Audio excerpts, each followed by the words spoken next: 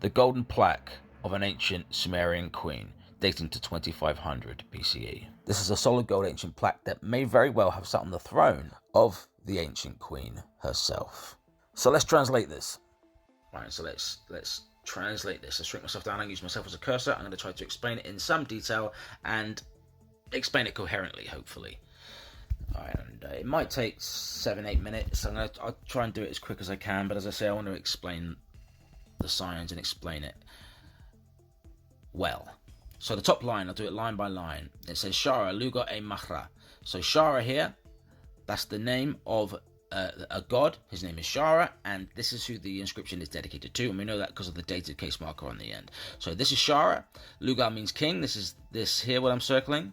That means king. This means temple. A means temple. Mah is an adjective going with temple. This means magnificent. This means temple. And the magnificent temple and the dative case marker on the end is indeed informing us that this inscription is dedicated to the god Shara. So the top line says, for Shara, the king of the magnificent temple, or the king of the great temple, or you could even say Shara, the king of the Amach.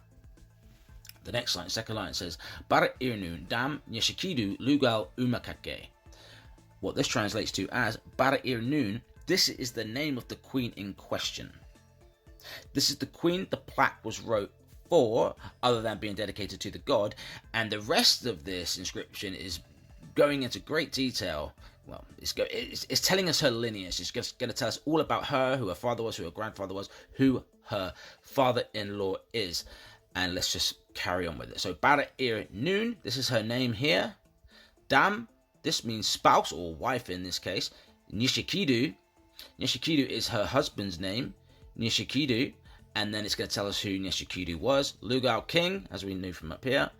And then it says Umakake. Uma is the name of the city, and Kake is the genitive case marker. I want to say the ergative case marker is in there too, but I'm not sure why the ergative case marker would be in there. But because we've got ka and ke, either way, it doesn't change the meaning of the sentence. So yeah, let's just go with the genitive case marker. So it just says Barat Irnun, the spouse or the wife of Nyeshikidu, Nyeshikidu being the king of Uma. And then it goes on, it says Dumu Yorluma Lugal Umakake. This is telling us who her father was, because it says here Dumu, this means child, and then it says Yorluma is his name and the genitive case marker together.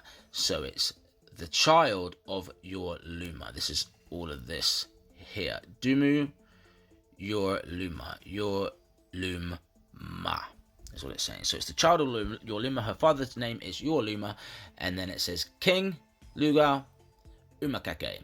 He was also the king of Uma, the city of Uma in southern Sumer. The next line, Dumu again. So you might think child if you were paying attention to the last line, but this is attached to ka. Dumu ka. Dumuka. Here, these two.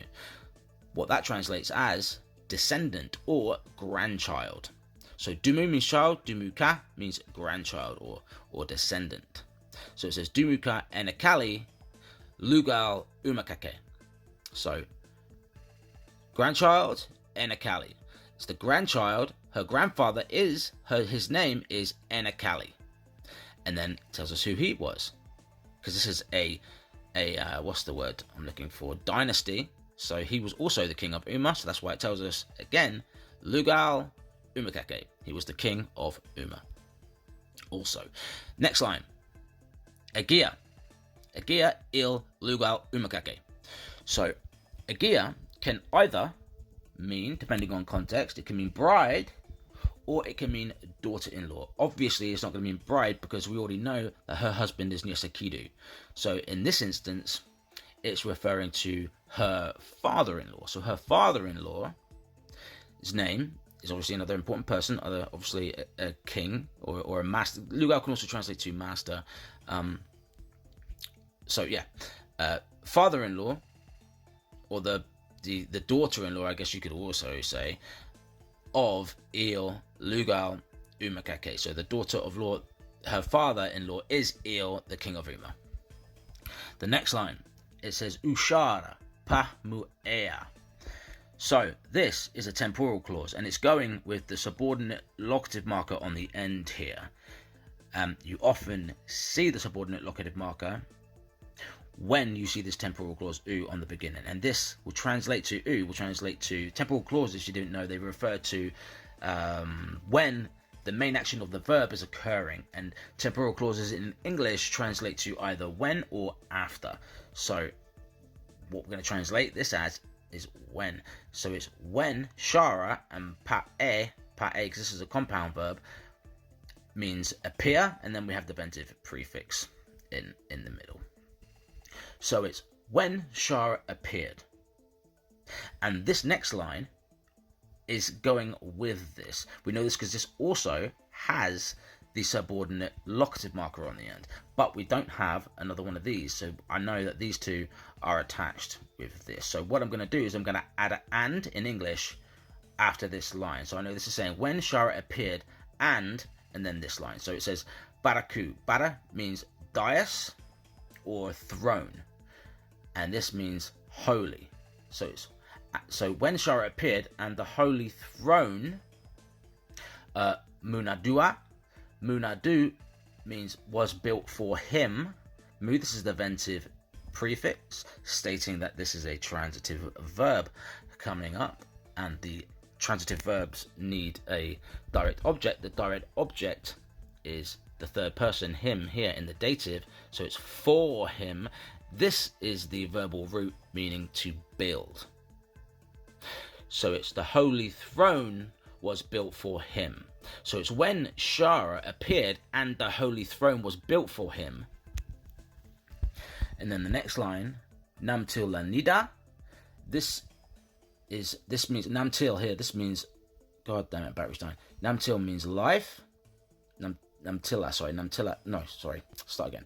Namtil means life. Lani is the third person possessive marker, and that on the end is the comitative case marker.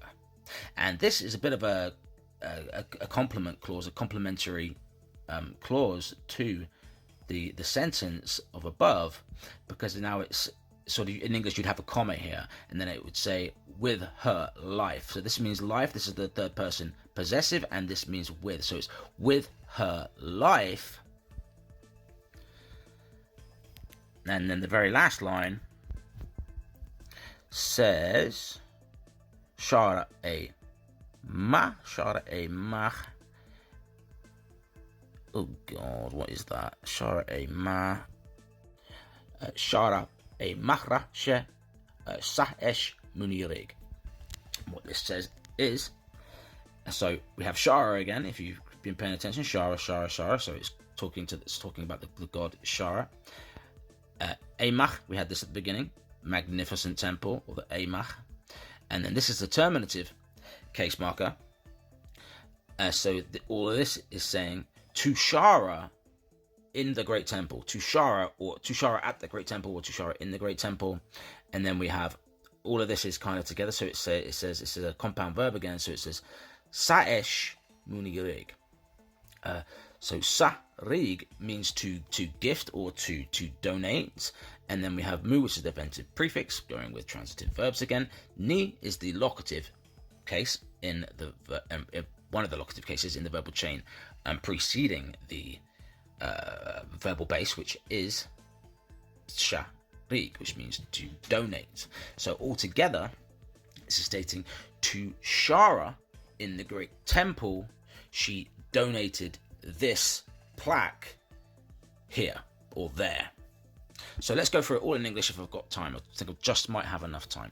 So it says, for Shara, the king of Uma, Bara-Irnun, the wife of Nyashikidu, the king of Uma, the daughter of Yorluma, the king of Uma, the granddaughter of Enikali, the king of Uma, the daughter-in-law of Eel, the king of Uma. When Shara appeared and the holy throne was built for him with her life for Shara into the great temple, she donated this golden plaque. That's what it says. just in time. 10 seconds to spare. Give us a like and a follow if you like Sumerian language, Sumerian content, history, whatever. Thanks.